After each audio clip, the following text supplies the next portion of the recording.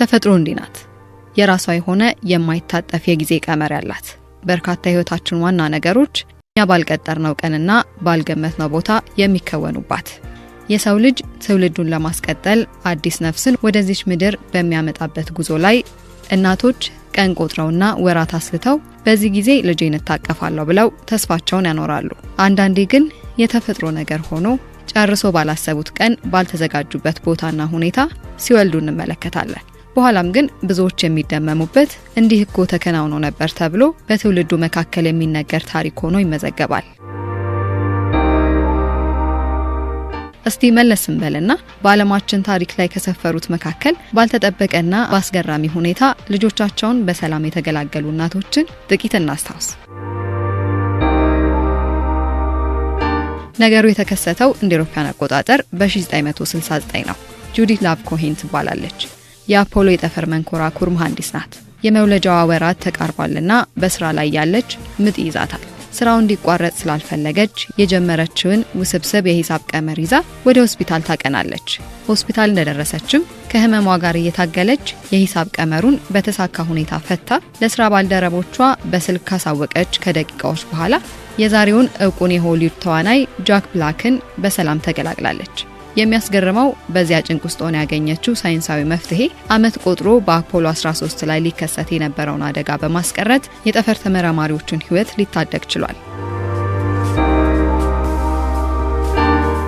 ሌላኛዋ በሆስፒታል አልጋ ላይ ሳይሆን ዛፍ ላይ ተወልዳ የተገደደችው ሶፊያ ናት። እንደ አውሮፓውያን አቆጣጠር በ2000 በሞዛምቢክ ከባድ የሆነ የጎርፍ አደጋ ይከሰታል።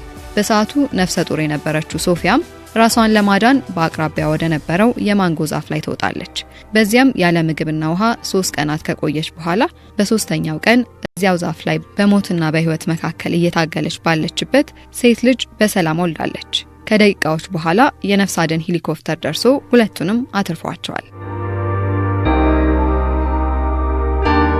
እንደ አውሮፓውያን አቆጣጠር በ2022 በሚኒሶታ የሴኔት እጩዋ ኤሪን ሜይ ሀገር ሰላም ብላ የምርጫ ቅስቀሳ ለማድረግ በፓርቲዎች ጉባኤ ላይ ትገኛለች።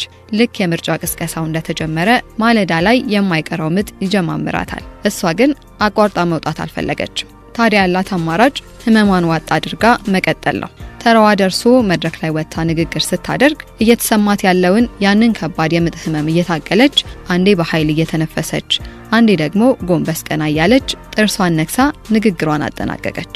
ነገር ግን ንግግሯን ብታጠናቀቅም ያ ታሪካዊ ቀን እንዲያመልጣት አልፈለገችምና ድምጽ አሰጣጥ ስርዓቱ እስኪጠናቀቅ ድረስ ለ10 ሰዓታት ከአዳራሹ ንቅንቅ ሳትል ቆየች።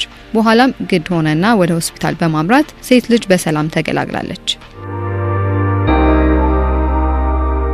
ተመሳሳይ ታሪክ እዚሁ ሀገራችን ውስጥ በዚህ ሳምንት ተከስቷል። ያውም ሀገራዊ የምክክር ጉባኤ በተጀመረበት በታሪካዊው ዕለት ክሩንዶ ጁሉ ከተገመተው የመውለጃ ቀኗ ቀደም ብላ ከአዲስ አበባ ከ700 ኪሎ ሜትር በላይ ርቃ ከምትገኘው ከጋምቤላ ድረስ በሀገራዊ ምክክር ላይ ለመሳተፍ ነበር የተገኘችው። ስማጣ ከዛካገሬ ከጋምቤላ 7 ከምናምን ወደ 8 ልደርስ ከዛ እንደዚህ ነገር ይፈጠራል ብዬ አላሰብኩም። አስባለሁ ማታ እዛ ፕሌን ላይ ከወለድኩስ ምንድነው ችግር አይፈጠርም።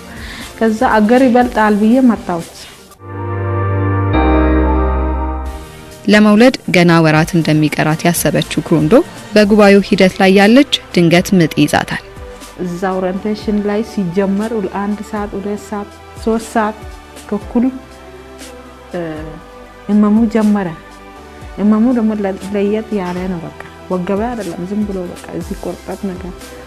ከዛ ወጣው ደመሰዳጃ ቤት ምናምን አንድ አስተባባሪ ጠራው ነገርኩት።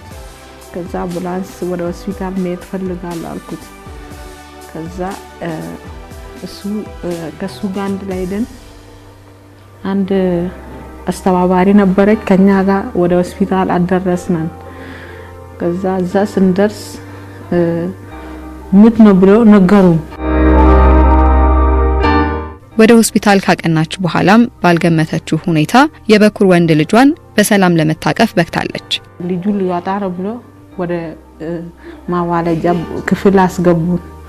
እዛ 5 ሰዓት ከኩል አካባቢ ሌሊት ወለድኩ ልጁ።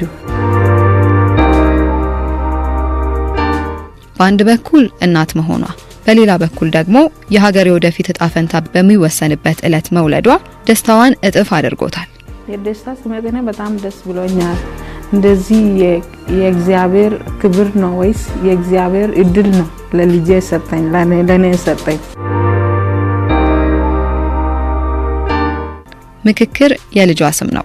ከዕለቱ ታሪካዊ ቀን ጋር በማያያዝ ያወጣችለት የምክክርና አክዳዶ ገናው ሳልወልድ ጉብኝት ላይ ሆኜ ስደከም ወገቤ ያመመኝ ይላሉና አይ ምክክርና አባል ምክክር ልትወልጂ ይላሉ።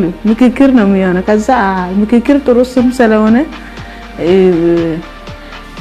እንቢ ለማለት አላልኩምና ምክክር ይሁን ብዬ ምክክር አልኩት።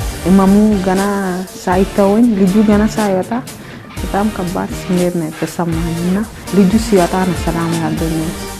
ሀገራዊ ምክክር ደግሞ እንደዚህ በሀገራችን ያሉ በሙሉ መጀመሪያ ስቃይ ላይ ሆነን በኋላ ደግሞ ተመካከረን ሁሉም ችግሮች ክስተቶች በሙሉ ተፋቶ ሰላም መጨረሻ ላይ እናገኛለን ብዬ አሰብኩ።